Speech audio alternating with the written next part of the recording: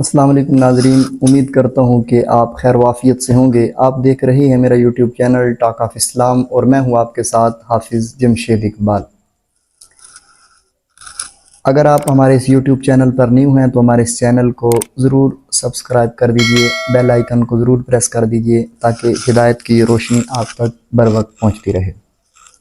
سلامتی ہو ان آنکھوں پر جو دیدار مصطفیٰ کی طلب رکھتی ہیں، اور سلامتی ہو ان کانوں پر جو صدائے حق سننے کے منتظر رہتے ہیں۔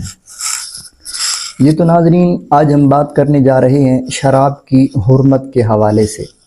یہ بیان کرنا اس موقع کی مناسبت سے اس لیے بھی ضروری تھا کہ 8 اگست کو جو ہے وہ وزیر داخلہ محسن نقوی نے باضابطہ طور پر اسلام آباد کے 4 ہوٹلز کو شراب فروخت کرنے کی اجازت دی ہے۔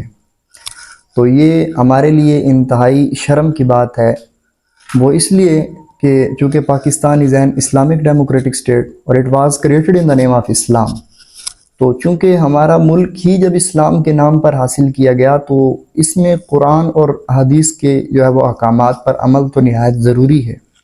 اللہ تعالیٰ نے قرآن پاک میں تقریباً 4 آیات مبارکہ میں شراب کو تدریجاً حرمت قرار دیا، حرام قرار دیا۔ تو جب شراب کو اللہ تعالیٰ نے باقاعدہ طور پر قرآن میں حرام قرار دے دیا تو اب اس کی باقی کیا گنجائش باقی بچتی ہے؟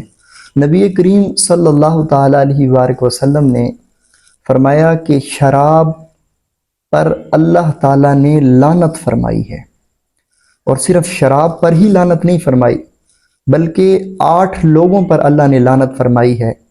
شراب پینے والا، شراب پلانے والا، شراب بیچنے والا، شراب خریدنے والا، اور شراب بنانے والا، شراب بنوانے والا، یا شراب لانے والا، جس کے لیے شراب لائی گئی ہو، ان 8 اشخاص پر اللہ تعالیٰ نے لعنت فرمائی ہے۔ تو سب یکساں گناہ ہیں اور یہ سب لعنت کے مستحق ہیں، یہ جو 8 افراد ہوں گے شراب کے حوالے سے۔ تو چونکہ یہ ضروری ہے کہ جب اللہ نے قرآن میں اور احادیث مبارکہ میں بھی نبی کریم صلی اللہ علیہ وسلم نے شراب کو حرام قرار دے دیا، تو پھر اس کے باوجود شراب کو جو ہے وہ اکتفا کرنا یہ بہت ہی غلط بات ہے۔ نبی کریم صلی اللہ تعالیٰ علیہ وسلم کے بہت سارے فرامین جو ہے وہ ہمیں اس مناسبت سے ملتے ہیں، اور انتہائی شرم کی بات تو یہ ہے کہ ان 4 ہوٹلز کو جن کو شراب کی اجازت دی گئی ہے، ان 4 ہوٹلز میں سے 2 تو چلو بین الاقوامی ہیں، باہر کے ممالک کے ہیں، اور 2 ہوٹلز جو ہیں ان کے اونرز جو ہیں وہ پاکستانی اور مسلمان ہیں۔ تو ایک مسلمان کیسے یہ کام کر سکتا ہے کہ شراب کا دھندا بیچنے، لینے اور خریدنے والا؟ اللہ تعالیٰ ہم سب کو شراب سے ہمیشہ ہمیشہ محفوظ فرمائے، اور اللہ ہمیں قرآن اور حدیث کے احکامات پر چلنے کی توفیق عطا فرمائے۔ اگر ہمارا پیغام اچھا لگے تو اپنے دوستوں کے ساتھ ضرور شیئر کیجیے، اور اس چینل کو ٹاک آف اسلام کو ضرور سبسکرائب کر دیجیے، بیل آئیکن کو ضرور پریس کر دیجیے تاکہ ہدایت کا یہ پیغام ہمیشہ آپ تک پہنچتا رہے۔